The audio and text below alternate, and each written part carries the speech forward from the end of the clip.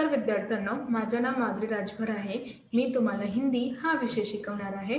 आज विद्यालय तुमचं स्वागत करत आहे. आज जो आपल्या समोर कविता दिलेली आहे त्याचं नाव काय आहे? हम चलते सीना तान के.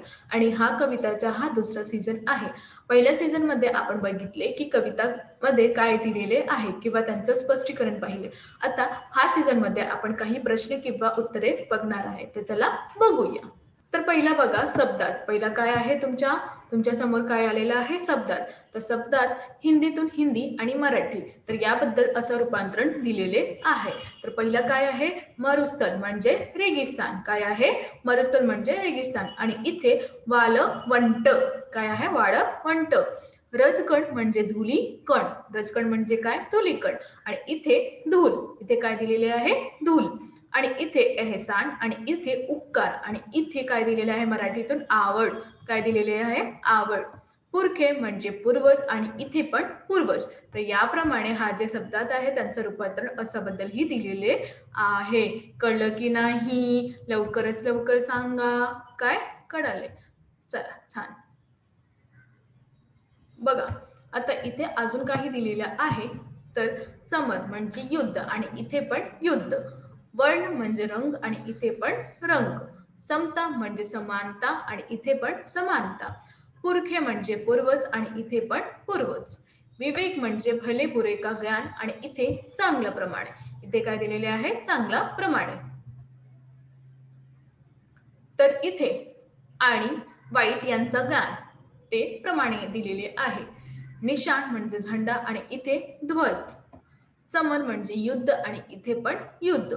गौरव म्हणजे सन्मान आणि इथे पण सन्मान.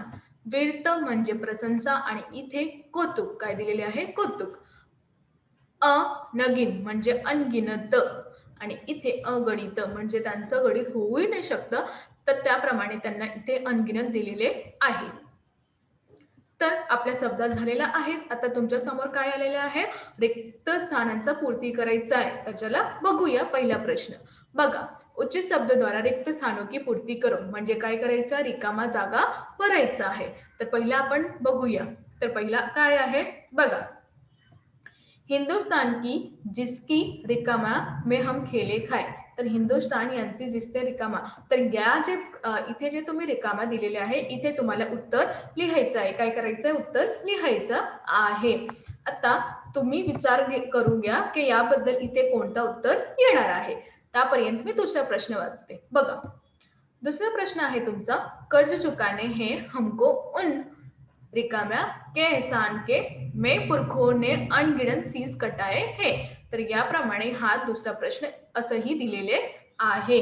आता तिसरा जिसकी रिकामा में पुरखों ने अनगिनत सीस कटाए हैं. आणि चौथा हम सबसे आगे रहते रिकाम्या पर बलिदान के. पाचवा अनगिनत रिकाम्या गुजेंगे बोल हमारे ज्ञान के. तर याप्रमाणे तुमच्या समोर आता 5 प्रश्न दिलेले आहे. तर यांचं उत्तर काय होणार तुम्ही लवकरच लवकर विचारून घ्या. लवकर विचारून घ्या. हो तर यांचं उत्तर कशाप्रमाणे होणार चला बघूया. बघा तर पहिलं काय आहे हिंदुस्तान की जिसकी मिट्टी में हम खेले खाए हैं. तर याप्रमाणे तुम्हाला इथे काय करायचं इथे तुम्हाला करायचं मी नाही करणार मी तुम्हाला उत्तर दिलेले आहे परंतु तुम्हाला इथे अधोरेखित करायचं आहे उत्तर ला. दुसरा कर्ज चुकाने हमको उन रजकण के एहसान के. तीसरा जिसकी रक्षा में पुरखों ने अनगणित शीश कटाए हैं. चौथा हम सबसे आगे रहते अवसर पर बलिदान के. पाचवा अनगिनत कंठों में गुजेंगे बोल हमारे ज्ञान के. तर याप्रमाणे मी तुम्हाला इथे उत्तर दिलेले आहे पण तुम्हाला शोध करायचा आहे की यांचा कुठे आपल्याला अधोरेखित करायचा आहे. तर हा तुम्हाला करण्याचा आहे. कळलं की नाही? लवकरच लवकर सांगा. काय कळाले? छान. तर आता तुमच्या समोर आलेला आहे दुसरा प्रश्न. कोणता प्रश्न? दुसरा. चला बघूया. दुसरा प्रश्न काय आहे? कविता के आधार पर जोड्या मिलाओ. कविता या आधारातून तुम्हाला जोडवा जोडायचा आहे. काय करायचं आहे? जोडवा जोडायचा आहे. तर इथे अ आणि इथे ब दिलेला आहे. तर हा तुमचा प्रश्न आहे किंवा हा उत्तर आहे पण इथे तिथे दिलेला आहे. तुम्हाला नीट प्रमाणे लिहायचं आहे. तर पहिला आपण प्रश्न बघते. तर पहिला प्रश्न आहे तुमच्या समोर वन. काय आहे वन. आणि दुसरा फौजी आणि तिसरा जे आहे श्रम आणि चौथा जे आहे तुमचा अगणित काय आहे अगणित आणि पाचवा जे आहे तुमचा वीरत्व काय आहे वीरत्व. कळलं की नाही? हो. तर अजून चला यांचं उत्तर आपल्याला बघायचं आहे. बघा तुमच्या समोर आता काय आलेलं आहे सांगणार का तुम्ही मला? लवकरच लवकर सांगा काय आलेलं आहे तुमच्या समोर. सांगा की. चला मी सांगते. आता तुमच्या समोर उत्तर आलेला आहे. तर पहिला कोण होता? वन. वन म्हणजे मरुस्थल. वन म्हणजे काय असतात? मरुस्थल. आणि फौजी. फौजी म्हणजे वरती. काय आहे? वरती. आणि इथे श्रम म्हणजे फूल, अगणित म्हणजे सीस आणि वीरत्व म्हणजे विवेक. तर याप्रमाणे असं जोडवा जोडायच्या उत्तर असंही दिलेले आहे. कळलं की नाही? लवकरच लवकर सांगा. काय कळाले? छान. आता तुमच्या समोर आलेला आहे प्रश्न तिसरा. आलेला आहेत की नाही? हो. तर प्रश्न तिसराचा पहिला काय आहे? पसंदीदा विषय पर 4 पंक्तियों की कविता लिखो. जे पण कविता तुम्हाला आवडते या पंक्तीतून म्हणजे या कवितातून जे पण पंक्ती तुम्हाला आवडत आहे ते तुम्हाला लिहायचं आहे. मला ही आवडली तर मी ही लिहिलेलं आहे. तुम्हाला जे काही पण आवडले ते तुम्हाला लिहायचं आहे. कळलं की नाही? हो. तर चला बघूया की माझा कोणता पंक्ती आहे पसंदीदा. जो भरा नहीं भाव से बहती जिसमें रसधार नहीं, वह हृदय नहीं है पत्थर है जिसमें स्वदेश का प्यार नहीं. तर याप्रमाणे मी इथे असा पंक्ती दिलेला आहे. तर तुम्हाला जे आवडते त्याला तुम्हाला ते लिहायचं आहे. कळलं की नाही? हो. चला आता दुसरा प्रश्न आपण बघणार आहे. तर दुसरा प्रश्न काय आहे बघूया. चला. इस कविता का केंद्रीय भाव अपने शब्दों में लिखो. यांचा जे केंद्रीय भाव आहे ना त्याला तुम्हाला आपल्या शब्दात लिहायचं आहे. तर मी इथे दिलेलं आहे. तुम्ही हे पण लिहू शकता. पण तुम्हाला असं वाटते की याप्रमाणे मी एक उदाहरण दिलेलं आहे तर तुम्हाला असं वाटते की याप्रमाणे मी पण लिहू शकतो म्हणजे तुम्ही पण लिहू शकता तर तुम्ही लिहू शकता. तर चला बघूया यांचं उत्तर. बघा. इस कविता का केंद्रीय भाव अपने शब्दों में लिखो. तर यांचा केंद्रीय भाव तुम्हाला लिहायचा आहे. बघा उत्तर. हम भारत माता के बेटे सीना ताणकर चलते.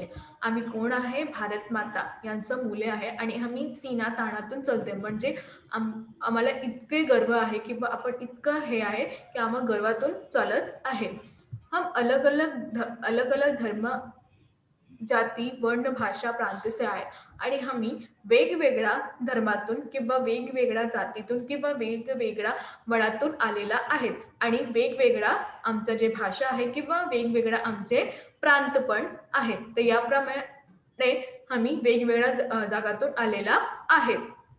हम जिस मिट्टी में खेल कूद कर खाकर बडे हुए हैं आणि हम आम्ही ज्या मिट्टीवर खेळत आणि खाऊन वाढलेला आहे. कोण? आम्ही सर्व लोक ज्या मिट्टीवर खेळत किंवा खाऊन वाढलेला आहे आणि जिसकी रक्षा में हमारे अनगिनत पुरखों ने अपने शीस कटाए हैं आणि ज्याची रक्षासाठी आमचे जे पूर्वज होते त्यांनी अनगिनत म्हणजे आपण त्यांचं संख्या पण नाही मोजू शकतो इतकं लोकांना आपला सीस कापायचा किंवा काटायचा प्रयत्न केलेला आहे किंवा काटलेला आहे. तर याबद्दल आम्ही त्या भारत माताचा पुत्र आहे. हम उस भारत माता के ध्वज को गिरने नहीं देंगे आणि आम्ही या भारत माताचा ध्वज जे आमचे झेंडे आहेत त्यांना आपण काहीही त्यांना खाली पडू द्यायचा नाही आहे. अपना बलिदान दे देंगे. आपण स्वतःचं बलिदान करणार. मी किंवा इथे म्हणाले की आपण स्वतःचं बलिदान करणार परंतु किंवा आपण त्या झेंड्याला खाली पडणार देऊ शकत नाही. परंतु उस पर आज नहीं आने देंगे आणि त्याच्यावर आज पण आम्ही नाही येऊन देणार सक्त आहे. कळलं की नाही? लवकरच लवकर सांगा. हो. तर आपल्या समोर आता प्रश्न चौथा आलेला आहे. कोणता? प्रश्न चौथा. चला बघूया. निम्नलिखित पंक्तियों का अर्थ लिखो. इथे काही पंक्ती दिलेल्या आहे त्याचा अर्थ तुम्हाला लिहायचा आहे. कळलं की नाही? हो. बघा. हिंदुस्थान आणि रिकाम्या तानके. तर याबद्दल जे पंक्ती आलेली आहे तुम्हाला असं बघायचा तर याप्रमाणे जी पंक्ती दिलेली आहे त्यांचा अर्थ तुम्हाला लिहायचा आहे. तर चला बघूया. हिंदुस्तान वह देश है जिसकी मिट्टी से हमारा पालन पोषण हुआ है. हिंदुस्तान म्हणजे भारत माता व देश आहे त्यातून आमचा जे पालन पोषण होऊ किंवा होत आहे। जिस मातृभूमी की मिट्टी में खेल कूद कर हम बडे हुए, ज्या मातृभूमीच्या मिट्टीवर आम्ही खेळून किंवा कूदून मोठे झालेले आहे, जिस मिट्टी ने हमें अपनी गोद में ममता और समानता से पाला है, आणि ज्या मिट्टीवर त्यांनी आपली गोदचं आम्ही ममता मतलब मातृचं प्रेमळ हा दिलेला आहे किंवा समानता लोकांना समान प्रमाणे ही पाळलेला आहे। हमें उस पवित्र माटी के एहसानों का कर्ज चुकाना है, आणि आम्हाला त्या पवित्र माटी जे पावन माटी आहे त्यातून कर्जातून आम्ही बुडलेला आहे, त्या बुडलेल्या कर्जाला आपल्याला द्यायचा आहे, कोणाला? भारत माताला द्यायचा आहे। उसके लिए हम कुछ भी कर सकते हैं, आणि त्यासाठी आम्ही काहीही करू शकतो। हम भारत माता के सपूत है, आणि आम्ही जे भारत माताचं काय आहे मुलं आहे किंवा पुत्र आहे। गर्व से सीना ताणकर चलते, आणि आम्हाला खूपच अभिमान आहे की आम्ही भारत माताचं मूल आहे किंवा भारत माताचा मुलगा आहे, आणि यातून आम्ही गर्व पासून चाललेला आहे। कळलं की नाही? लवकरच लवकर सांगा। कळलं? छान। आता आमच्या समोर दुसरा प्रश्न आलेला आहे की नाही? हो, तो चला बघूया। प्रश्न दूसरा, हम चलते सीना तान के यहाँ तक। बघा उत्तर, हम भारतीय सैनिक युद्ध भूमि में, आम्ही जे भारतीय सैनिक आहे त्यातून युद्ध भूमीवर में जिस विवेक और वीरता का, ज्या विवेक किंवा वीरताचा आम्ही प्रदर्शन करणार आहे किंवा केलेले आहे। गाव गाव नगर नगर, कुठे कुठे? गाव गाव किंवा नगर नगर, घर घर में, घराघरातून उनकी गाथाएं गाई जाएंगी, आणि त्यांची गाथाएं जे कथा आहे ते गाऊन जाणार आहे। अनगिनत कंठों से हमारी वीरता, अनगिनत म्हणजे अनगणित, कंठातून म्हणजे तोंडातून, जे हमारी वीरता, जे आमची वीरता आहे त्यातून, और हमारे बलिदान के, आणि त्यासाठी जे आम्ही पूर्वज लोकांनी बलिदान दिलेले आहे त्यांचं गीत आम्ही गाणार आहे। हम भारत माता के सपूत गर्व से सीना ताणकर चलते हैं, आणि आम्ही जे भारत माताचं मूल आहे ते आम्ही गर्वापासून किंवा गर्वपासून, अभिमानपासून सीना ताणून चालणार आहे। तर याप्रमाणे पहिला किंवा दुसरा उत्तर झालेला आहे। तर याप्रमाणे तुम्हाला कोणताही पंक्ती आवडतं किंवा तुम्हाला कोणताही पंक्ती असा प्रमाणे दिलेत आहे की आपण हे करू शकतो किंवा हे सगळं करणार आहे, तर याबद्दल तुम्ही कसंही प्रमाणे लिहू शकतात। तुम्हाला जे आवडते हा पंक्तीचं तुम्ही उत्तर लिहू शकता किंवा अर्थ लिहू शकतात। तर याप्रमाणे इथे असंही दिलेले आहे। कळलं की नाही तुम्हाला? लवकरच लवकर सांगा। काय कळाले? छान। तर याप्रमाणे इथे असंही दिलेले आहे। आता इथे अजून काही प्रश्न आहे, बघूया। प्रश्न 5वा, अपने देश के राष्ट्रीय प्रतीकों के नाम बताओ, आणि इथे आपल्याला काय करायचे आहे की आपले जे राष्ट्रीय प्रतीक आहे त्यांचं नाव सांगायचं आहे। तर राष्ट्रीय ध्वज काय आहे आपला? तिरंगा। काय आहे? तिरंगा। काय आहे? तिरंगा। राष्ट्रीय गान कोणतं आहे? जनगण मन। कोणतं आहे? जनगण मन। राष्ट्रीय गीत वंदे मातरम। कोण आहे? वंदे मातरम। राष्ट्रीय पशु कोणता आहे? बाघ। कोणता आहे? बाघ। राष्ट्रीय पक्षी कोणता आहे? मोर। कोणता आहे? सांगा लवकरच। मोर। तर इथे 6वा, राष्ट्रीय खेळ कोणता आहे? हॉकी। कोणता आहे? हॉकी। राष्ट्रीय नदी गंगा। कोणता आहे? गंगा। राष्ट्रीय वृक्ष बरगद। कोणता? बरगद। राष्ट्रीय फल आम। कोणता आहे? आम। राष्ट्रीय मुद्रा सिंह शीश। काय आहे? सिंह शीश। तर याप्रमाणे आपला असंही उत्तर दिलेलं आहे। जे राष्ट्रीय चिन्ह आहे किंवा राष्ट्रीय नदी हा सगळं अनियमित प्रमाणे मी तुम्हाला दिलेले आहे।